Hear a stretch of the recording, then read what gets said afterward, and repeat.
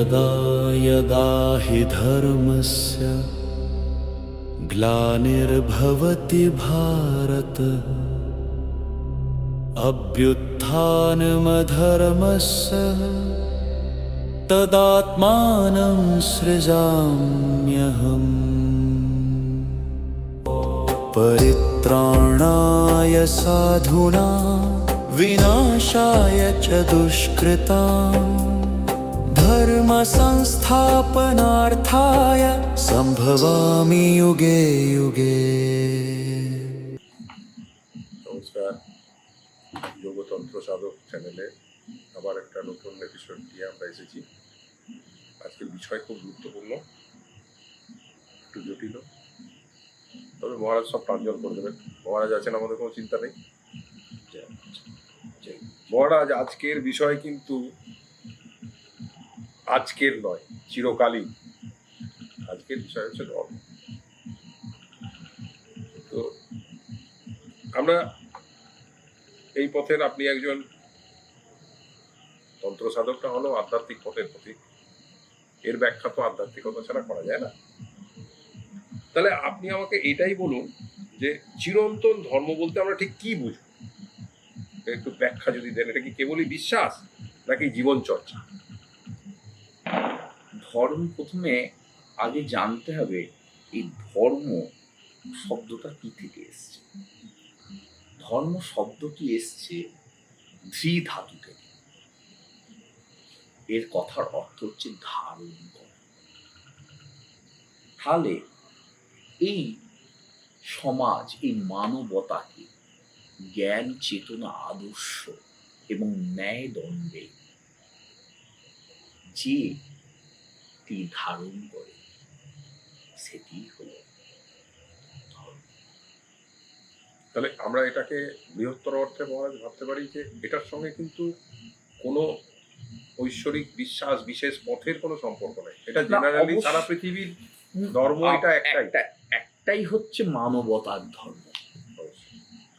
এর উপরে কিছু নেই।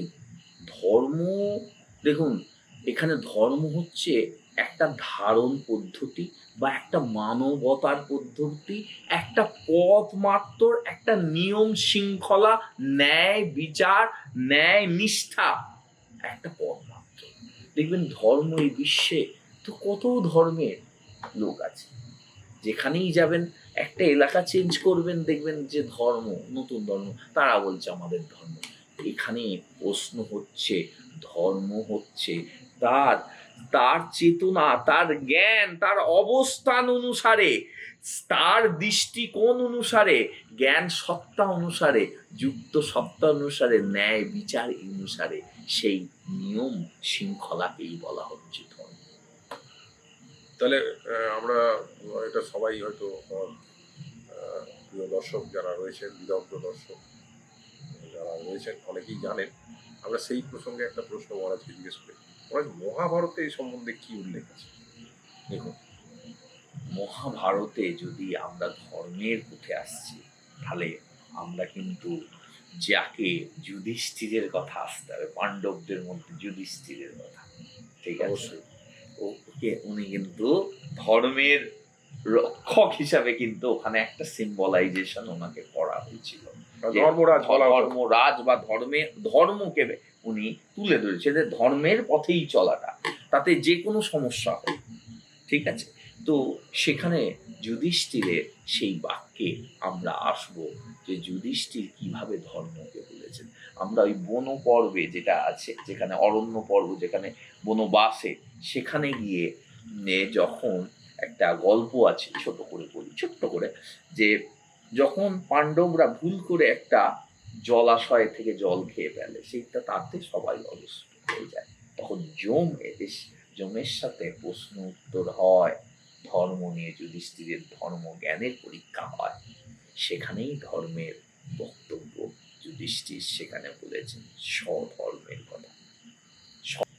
হ্যাঁ মহারাজ, ওই যমরাজ ওনাকে কোনো প্রশ্ন করেন। হ্যাঁ, যমরাজ তখন ওই জল খেয়ে নিতে তখন পাণ্ডবদের বাকি ভাইরা সবাই মৃত হয়ে যায়। হ্যাঁ, এবার উনি বলেন যে উত্তর না দিলে তাদের প্রাণ ভিক্ষা দেবেন না। এই আমি টোটালটা বলছি না। তো এইখানে তখন আসছে, তখন যমরাজ প্রথম জিজ্ঞাসা করছে যুধিষ্ঠির, তোমার মতে ধর্ম কি? তখন যুধিষ্ঠির উত্তর দিচ্ছে অহিংসা, এবং প্রত্যেক প্রাণীর প্রতি অহিংসা মনোভাবা অন্যই হচ্ছে ধর্ম। প্রত্যেক প্রাণীর প্রতি, আচ্ছা, প্রত্যেক প্রাণীর প্রতি। যুধিষ্ঠির আচরণ প্রসঙ্গ করে। আচরণ প্রসঙ্গে যখন যক্ষ প্রশ্ন করছে, তখন যুধিষ্ঠির বলছে যে সব আচরণই এক মানুষকে যোগ্য, জ্ঞানী এবং ধার্মিক তৈরি করে, এবং সাধন একজন ব্রাহ্মণ, ক্ষত্রিয় যে এক সাধক তৈরি করে। সব আচরণই তার ঊর্জা, তার চেতনাকে তৈরি করে। এছাড়াও যক্ষের আরো প্রশ্নে আর এক প্রশ্ন ছিল। এটা প্রশ্নটা আমি করি। আচ্ছা, প্রশ্নটা পৃথিবীর চেয়ে ভারী, পৃথিবীর চেয়ে ভারী, এই প্রশ্নে উত্তর দেয় যে মা। মা হচ্ছে পৃথিবীর থেকেও ভারী। ঠিক আছে, এই উত্তর। এই প্রসঙ্গে আরেকটা প্রশ্ন ছিল, হ্যাঁ, যদি অনুমতি দেন। আকাশের চেয়ে ভারী কে? আকাশের চেয়েও ভারী হচ্ছে পিতা। এইটা উত্তর দেয় দিতে যক্ষ তখন তার সবারই প্রাণ প্রাণ ভিক্ষা দেয়। তো মজার ব্যাপার এখানে কিন্তু অনেক বড় বিশ্লেষণ আছে। এটা এই পর্বে আমরা বলবো না, আমরা পরে ভিডিও করে বলবো কেন এই প্রশ্নের উত্তরে যক্ষ সন্তুষ্ট হয়েছিল, যে মা কেন পৃথিবীর থেকেও ভারী। ঠিক আছে, আর বা পিতা কেন আকাশের থেকেও ঊর্ধ্বে, সেটা আমরা পরে আলোচনা করবো, পরে ভিডিও। আচ্ছা, আমাদের তো অনেক বড় বড় মুনি ঋষি এবং সন্ন্যাসী ছিলেন। তো আমাদের অনেক পরের দিকে, যদিও একদম আদিতে নয় মহারাজ, কিন্তু আমরা যাদেরকে সেইভাবে মানি এবং আমাদের শাস্ত্র যাদেরকে মানে, তার মধ্যে হচ্ছে শঙ্করাচার্য। শঙ্করাচার্যের ধর্ম সম্বন্ধে যদি আপনি একটু আলোকপাত করেন। অবশ্যই শঙ্করাচার্য উনি ওনার দর্শন জ্ঞানে আজকে সনাতন ধর্মের বলে রাখবেন যে রির কি হাড্ডি, একদম একদম একদম রির কি হাড্ডি। শঙ্করাচার্যের যিনি মানে উনি ওই নীতিকে ধরে রেখেছেন। উনি বলেছেন যে ন্যায় নীতি, ঠিক আছে, এক সমাজ ব্যক্তি, উনি বলছেন যে ন্যায় এবং নীতি এক সমাজ ও ব্যক্তিকে গড়ে তোলে। সেই ন্যায় নীতি পরায়ণ ন্যায় নীতি এবং শৃঙ্খলা হচ্ছে ধর্ম। তো এবং উনি বলেন যে এখানে প্রশ্ন আছে ধর্মের দুটো পদ, একটা হচ্ছে প্রবৃত্তি, একটা নিবৃত্তি। এবার প্রবৃত্তি হচ্ছে কি? প্রবৃত্তি আর নিবৃত্তি। প্রবৃত্তি বলতে আমরা বোঝাই যে আমাদের বিভিন্ন ধরনের আশা আকাঙ্ক্ষা, এগুলো চাহিদা প্রবৃত্তি। আর নিবৃত্তি মানে এই প্রবৃত্তি ছেড়ে যখন আমরা চেতনাতে পৌঁছাই, তখনই নিবৃত্তি। এই দুটোই কিন্তু ধর্ম। আচ্ছা, মানে এই দুটোর মিশ্রই ধর্ম। মানে আপনার প্রবৃত্তি থাকতে হবে, প্রবৃত্তি না করলে আপনার নিবৃত্তি হবে না। আচ্ছা, আপনি সোজা গিয়ে নিবৃত্তি পাবেন না। কথাটা বোঝা যাচ্ছে? দর্শক বন্ধুরা এটা বুঝতে পারলে আমাদের অনেকে প্রবৃত্তি থাকতে হবে, মানে ভোগ থাকতে হবে। প্রবৃত্তি কথার অর্থ হচ্ছে ভোগ, কাম, এইগুলো। এই কাম, আমরা কাম এইগুলো থেকে পার হলেই তো তবে আমাদের চেতনা আসবে, তবে তো ব্রহ্ম জ্ঞান আসবে, তবে তো আমরা নিবৃত্তির পথে যাব। আমরা যদি কোনো দিন কোনো বাসনা, আকাঙ্ক্ষা, আশা আকাঙ্ক্ষাতে আমরা গেলামই না, তাহলে আমরা তো বুঝলামই না। তাহলে প্রত্যেক ব্যক্তিকে ধর্মের আশা আকাঙ্ক্ষা প্রবৃত্তির মধ্যে থাকতে হবে, সেখান থেকে নিবৃত্তি নিতে হবে।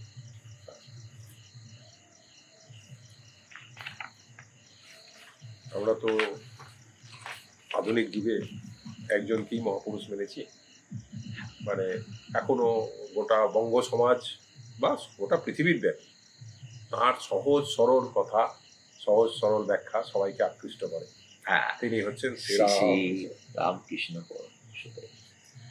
আমাদের সাধন পথের মানে সাধকদের যদি হয় পথিক হয়, হ্যাঁ, তিনি যদি হয় কেউ যদি হয় স্বয়ং রামকৃষ্ণ পরমহংসদেব, কিভাবে সোজা সরলভাবে সাধনার পথ উনি দেখিয়ে গেছেন। ধর্ম সম্বন্ধে ওনার বক্তব্য খুব মানুষের কাছে, সবাই মানুষ কথায় কথায় বলে যত মত তত পথ, ছোট কথা, কিন্তু এর গভীর, এর জ্ঞান, এর চেতনাতে আপনি যেটা যখনই নেবেন ততই কিন্তু এর গভীর। যত মত তত পথ, মানে ধর্ম সম্বন্ধে এটি কেন বললেন? বলছে তার মানে মত যত হবে তত পথ তৈরি হবে, যত মত বাড়বে তত পথ তৈরি হবে, তার মানে পথের কোনো শেষ নেই।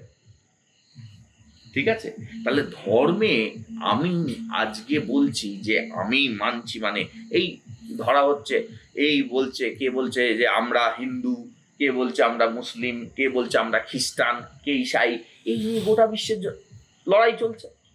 কিন্তু এগুলো তো সব, ধর্ম তো একটা মতের, একটা নিষ্ঠা, আচার আচরণের একটা সমষ্টিগত ব্যাপার। সব ধর্মেই পদ আছে, সব ধর্মেই পরম ব্রহ্মের জ্ঞান আছে, সব ধর্মেই আপনি গিয়ে চেতন শক্তিতে পেতে পারেন, কেউ আগে কেউ পরে, কিন্তু লড়াই তো তাদের চলছে, কিন্তু এই চেতনার অভাব। তাই জন্য উনি বলে দিয়েছিলেন যত মত তত পথ।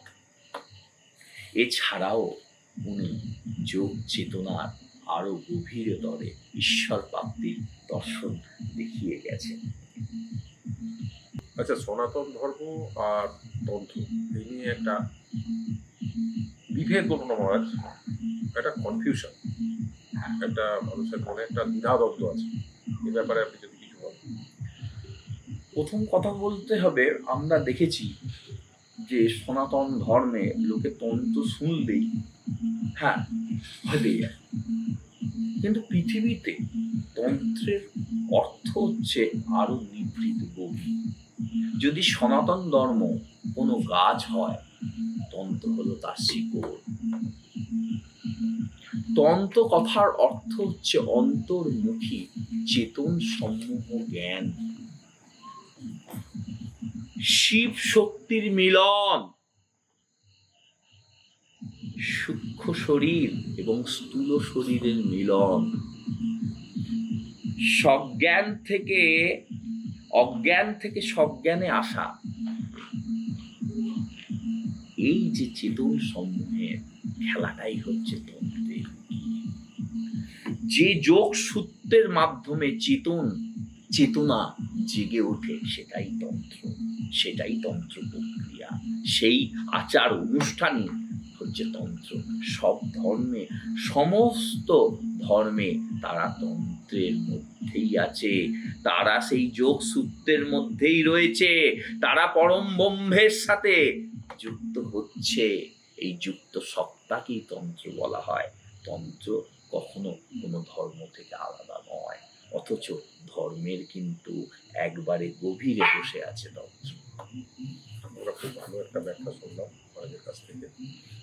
এবার পরবর্তী প্রশ্নে যাই, ধর্ম অধর্মের মানদণ্ড কি হওয়া উচিত? দেখুন, আজকে এই বিশ্ব সমাজে মানুষের চেতনার অভাবে বিভিন্ন ধরনের আজ অরাজকতা চলছে ধর্মের নামে। কিন্তু আমাদের মনুসংহিতায় যে ধর্মের কিছু বৈশিষ্ট্যের কথা বলা হয়ে গেছে, যে এইটা হচ্ছে ধর্ম, বাকিটা অধর্ম। কিন্তু আপনি টোটাল বিশ্বে দেখবেন সবটাই না আমাদের ধর্ম এটা, মানে ধর্ম নিয়ে একটা অহংবোধ দেখানো হয়েছে, কিন্তু তার একটা সোজা রূপরেখা, যে এটা এমন বর্ণনা হবে যেটা হচ্ছে ইউনিভার্সাল, সেটা কিন্তু সনাতনে আমাদের বেদ উপনিষদে দেয়া ছিল, আছে। মনুসংহিতার আপনি কি বলছিলেন? মনুসংহিতা, ফলে মনুসংহিতা আপনার 90 নম্বর শ্লোকে বর্ণনা আছে। এক রয়েছে আপনার ধীতি, ধীতি কথার অর্থ হচ্ছে ধৈর্য, স্থিরতা। তারপর হচ্ছে ক্ষমা, মানে আমাদেরকে ক্ষমা করে দেওয়ার যে প্রবণতাটা থাকতে হবে না, আমাদের মনে ক্ষমা থাকবে। ধর্মের মধ্যে যে আমরা কি করি, ধর্মের মধ্যে রূঢ় ভাবটা থাকে, এটাই আমাদের ধর্ম। ধর্মে সম্পূর্ণ ক্ষমা থাকবে। এরপর আসছে অস্থেয়, মানে ৩ নম্বরে আসছে অস্থেয়। মানে হচ্ছে অস্থেয় কথা হচ্ছে অন্যের জিনিসের প্রতি আমার আসক্তি বা চুরি। একদম। কথাটা হচ্ছে এই জিনিসটা মনে আনা চলবে না। অন্যের জিনিসের প্রতি, পরের জিনিসের প্রতি কোনো লোভ থাকা চলবে না। একদম। ঠিক আছে। এরপর আসছে শৌচ। শৌচ কি? শৌচ কথার অর্থ হচ্ছে পরিষ্কার পরিচ্ছন্ন, মানে সূচি, মানে আমাদের কোন জায়গাটা পরিষ্কার পরিচ্ছন্ন থাকতে হবে। দেখবেন আমাদের বাড়িতে ঢোকার সময় দেখবেন আগেকার দিনে এখনো পর্যন্ত মেনটেন করে, আপনাকে সর্বদা বলবে এই কাঁধ পর্যন্ত, এই হাত পর্যন্ত, এখান পর্যন্ত, পায়ের তলা, হাত ভালোভাবে পরিষ্কার করা। দেখবেন অনেক ধর্মে এটা মিলন পাবে। বেশিরভাগই আপনি দেখবেন যে আমাদের সোলেমান ইসলাম ধর্মে অজু দেখবেন এখান পর্যন্ত ধুচ্ছে, পায়ের তলা ধুচ্ছে, এগুলো আমাদের ছিল। ঠিক আছে, এটা ইউনিভার্সাল জিনিস। এরপর আপনার আসছে ধী কথার অর্থ হচ্ছে মানে আপনার মধ্যে বিচার ভাব। ঠিক আছে, মানে আপনার মধ্যে বিবেক, বুদ্ধি, বিচার। ঠিক আছে, মানে আপনি ধরুন একটা জিনিস করছেন, সেটার যে আপনি এটা ঠিক করছেন না ভুল করছেন, এইটা কিন্তু থাকতে হবে। এটা ধর্মের মধ্যে থাকতে হবে, এই বিচার ভাবনা। ঠিক আছে। এরপর আসছে বিদ্যা। বিদ্যা কি? দেখুন আমাদের ধর্মে ধর্ম করলে হবে না, ধর্মের জ্ঞান তো অর্জন করতে হবে। আজকে সবাই এই বিভিন্ন ধর্ম নিয়ে ঝান্ডা নিয়ে বেরিয়ে যাচ্ছে, মার ধর কাটাকাটি বিশ্বে হয়ে যাচ্ছে। কিন্তু কে ধর্মের পড়ছে বলুন তো? তাদের ধর্মে প্রকৃত কি বলা আছে বলুন তো? সেটা যেই হোক, যে কোনো ধর্মে, আমরা স্বধর্মের কথাই বলছি। তাই জন্য কি ধর্মের আমাদের মধ্যে শিক্ষা দরকার আছে। এটাই হচ্ছে বিদ্যা, ধর্মের মধ্যে শিক্ষার দরকার আছে। তার মানে প্রত্যেকজন ধার্মিক হতে গেলে, যদি সে ধার্মিক বলে, তাকে ধর্মের প্রকৃত শিক্ষাও থাকতে হবে। ঠিক আছে। আসছে সত্য। সত্য মানে সততা। আমরা যে কর্ম করছি, যে কর্মই করি, তার মধ্যে সততা থাকতে হবে। না আমি ধর্ম করি সততার সাথে, কিন্তু আমি কর্ম করছি অসৎ, কিন্তু সেটা ধর্ম বলছে না। ধর্ম বলছে সততা, মনের মধ্যে সততা আসতে হবে, সব কর্মে সততা আসবে। অক্রোধ কথা, এরপরে আসছে অক্রোধ। অক্রোধ মানে হচ্ছে ক্রোধবিহীন, মানে ক্রোধকে ত্যাগ করতে হবে, রাগকে ত্যাগ করতে হবে। যে কোনো ক্রোধ, মনের মধ্যে ক্রোধ কি হবে, বিভিন্ন ব্যভিচার চেতনাকে নিয়ে আসবে। তো আমাদের রাগকে ত্যাগ করতে হবে। এই যে সংস্কার, এই যে আমাদের মনুসংহিতাতে এই কথাগুলো বলেছে, এইগুলো হচ্ছে ধর্মের একদম ইউনিভার্সাল পদ্ধতি, যে এইটা হচ্ছে ধর্মের একটা ধর্মের বেসিক জিনিস থাকা দরকার আছে। ঠিক আছে, এই হচ্ছে। এবার এইটা বাদে যেগুলো চলছে, সেগুলোকেই আপনি অধর্ম বলেন। এইটা বাদে যেগুলো চলছে, এই যে আমরা আলোচনা করলাম 10টা মানে আমরা পয়েন্ট আলোচনা করলাম, এই 10টা পয়েন্ট বাদে যেগুলো রয়েছে সেগুলি অধর্ম। আচ্ছা, আধুনিক ধর্মে জীবনে আমাদের এই এখনকার যে বস্তুগত এবং এত দ্রুতগতির জীবন, সেখানে ধর্মের প্রয়োজনটা কি? আচ্ছা, ধর্ম বলতে আগে বলতে হবে যে প্রয়োজনীয়তা বলতে গেলে আগে বুঝতে হবে আমাদের প্রয়োজনীয়তা। যদি আমরা কোনো কিছু বলি, ধর্ম হচ্ছে এক শৃঙ্খলা, এক চেতনাবদ্ধ। আমরা কোনো কিছু কর্ম করতে গেলে, আমাদের কিন্তু কোনো পাপ কর্ম, কোনো ভুল করতে গেলে কোথায় না কোথায় আমাদের সেই জায়গাটায় আমরা আটকে যাই, যে এটা ঠিক করছি না ভুল করছি। এই যে চেতন জ্ঞানটা, এটা দেয় ধর্ম। এবার বলি, আপনি বলছেন আমি শুধু ধরুন আপনি ওই জয় শ্রীরাম বলে ঘুরে বেড়াচ্ছেন, বা বিসমিল্লাহির রহমানির রহিম ইনশাআল্লাহ বললেই যে ধর্ম হয়ে যাচ্ছে, এটা নয়। ধর্মের কি হচ্ছে, ধর্মের প্রকৃত জ্ঞানে গভীরে গিয়ে তার নিষ্ঠা, তার আচরণকে গিয়ে মানতে হবে, তবেই ধর্ম হবে। আজ সমাজে, আধুনিক যুগে ধর্ম এক শৃঙ্খলে বেঁধে রাখে সমাজকে। শিক্ষা তার চেতনাকে বেঁধে রাখে। হ্যাঁ, আজ আধুনিক যুগে যদি ধর্ম না থাকে আরো বিশৃঙ্খলা বাড়বে, মানুষের মধ্যে ঝগড়াঝাঁটি আরো বাড়বে, ন্যায় পরণতা হারাবে, সমাজে আরো ক্ষয়ক্ষতি হবে। তাই ধর্ম আজকে আধুনিক যুগে আরো অপরিহার্য হয়ে উঠেছে। আপনারা আজকের এপিসোডে ধর্ম সম্বন্ধে শাস্ত্রীয় এবং বিভিন্ন ঋষি মুনি সন্ন্যাসী মহাপুরুষদের ব্যাখ্যা শুনলেন। মহারাজও তার মতো করে আমাদেরকে অনেক বিষয়ে গভীর জ্ঞান তার মুখে আমাদেরকে দেয়া যতটুকু সম্ভব সব দিলেন। আজকের মতো জয় গুরু, জয় গুরু, জয় মা।